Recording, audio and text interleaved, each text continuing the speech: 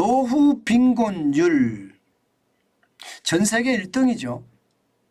예. 그만큼 대한민국의 65세 이상 노후 빈곤율이 굉장히 크다는 거예요. 아마 정환진 TV를 보시는 많은 구독자분들도 65세 이상이 되셨던 분들이 계실 텐데요.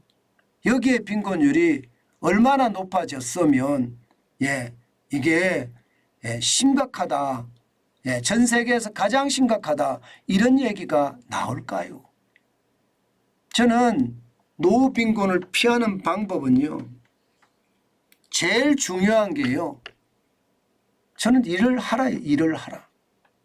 65세도 충분히 일을 할 수 있거든요. 물론 그 전에 준비하면 더 좋고요. 그 전에 준비를 하면 저는 무진장 좋다고 생각하고요. 제일 중요한 것은요. 나이가 먹으면 자기 아집에 많이 빠지는데 이게 방송도 보고 신문도 보고 그러면서요. 자기 아집보다는요.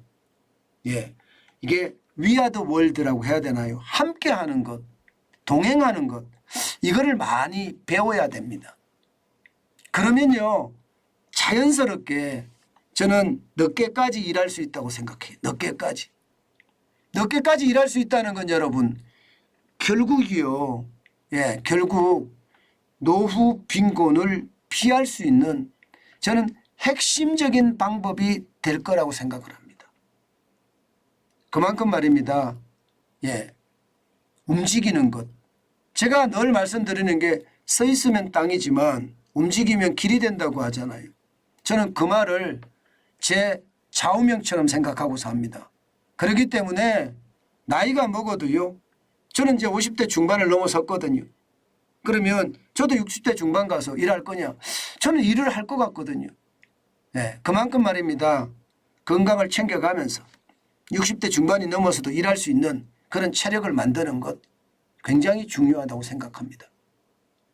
게다가 여러분 이거 한번 보세요. 기초연금. 기초연금이 지금 계속 많이 들어가지요. 올해 말입니다. 32조 3천억 정도 들어갑니다. 기초연금이. 아마 여러분들도 기초연금을 받으시는 분들이 있을 겁니다. 근데 이 기초연금이요.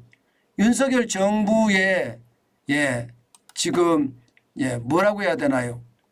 공약대로 한다면요. 조만간 기초연금은 이게 40만 원까지 갈 겁니다. 40만 원까지. 윤석열 정부 내내 지금 현재까지는 32만 2천 원이거든요. 이게 40만 원까지 곧 도착을 할 거예요. 40만 원까지. 그러면 여러분 뭔가 한 달에 40만 원이라는 돈이 생기는 것 아니겠습니까?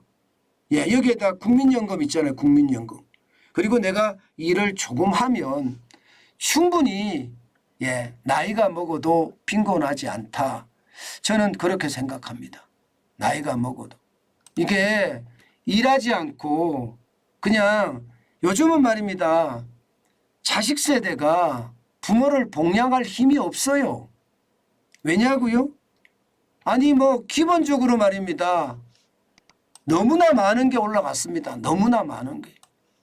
너무나 많은 게 올라갔어요. 그렇기 때문에 이게 살기가 진짜 팍팍하거든요.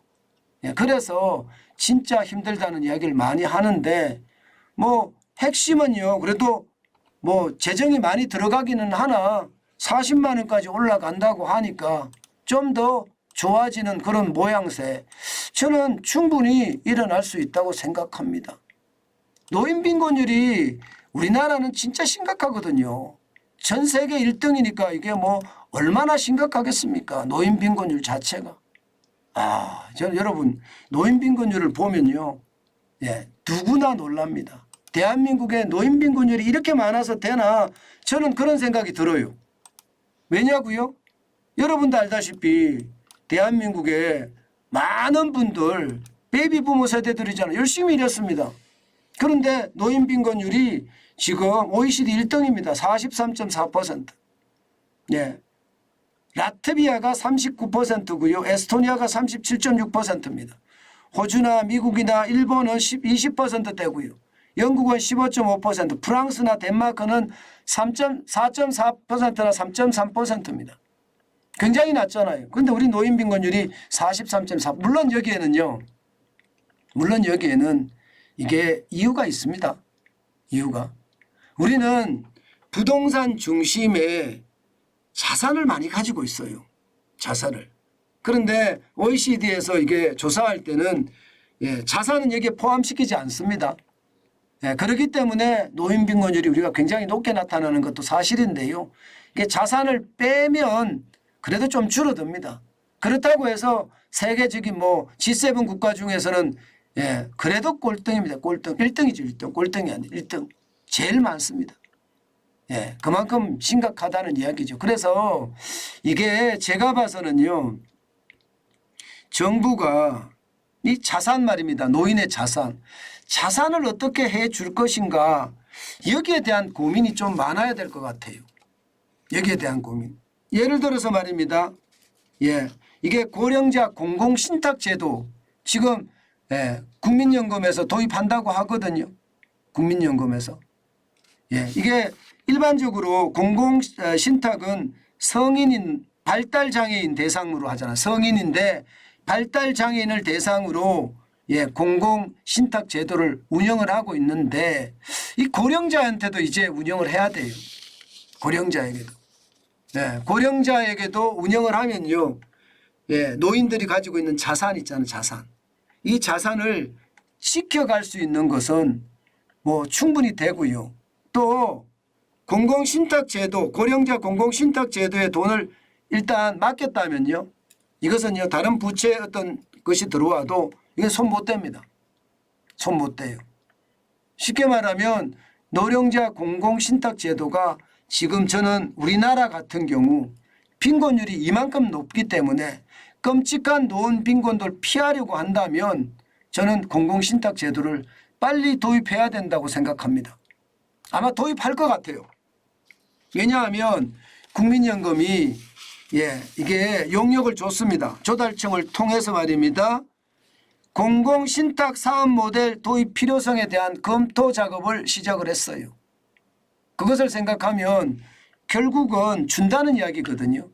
뭔가 고령자 공공신탁 제도를 도입한다는 이야기거든요. 저는 이건 말입니다. 어떻게 생각하면 가지고 있는 자산을 지켜내는 것. 이게 저는 핵심이라고 생각을 하고요. 이게 여러분 이런 경우가 있어요. 노인네들이 있고 자식들이 있으면 자식들이 싸움하면서 말입니다. 노인네들은 살아 계신데 땅을 다 팔아먹어요. 왜? 자식들 싸우는 게 보기 싫으니까 그냥 팔아서 나눠줘 버려요. 그리고 본인은 빈곤하게 산다는 그런 사람들도 많거든요. 진짜 많아요. 그런데 고령자 공공신탁제도에 딱 가입해버리면요. 자식들이 못 팔아먹습니다. 정부가 관리하니까. 정부가 관리하니까 국민연금이 관리할런지 아직 어디가 관리할런지 정확하게 정해지지는 않았지만 이게 팔아먹을 수가 없습니다. 그러면 고령자의 빈곤율도 많이 떨어지지 않을까 그런 이야기 많이 하거든요. 여러분들도 고령자 공공신탁제도가 만약에 나오게 된다면 한 번쯤 말입니다. 꼭 생각해보는 그런 시간을 가졌으면 좋겠습니다. 그것이 말입니다. 노후에 빈곤으로 최악의 상태로는 안 갈 거라고 저는 보는 겁니다. 다행인 것이 이런 제도를 검토한다는 건 어쩌면 말입니다. 국민을 위한 제도다. 저는 그렇게 생각합니다. 사실 부모 나이 먹으면 자식 못 이기거든요. 그 자식이 팔아달라고 하는데 부모가 못 견디거든요. 근데 공공신탁 제도에 가입해버리면 못 팔아요. 그러면 빈곤율이 그만큼 저는 더 떨어질 수 있다고 생각합니다.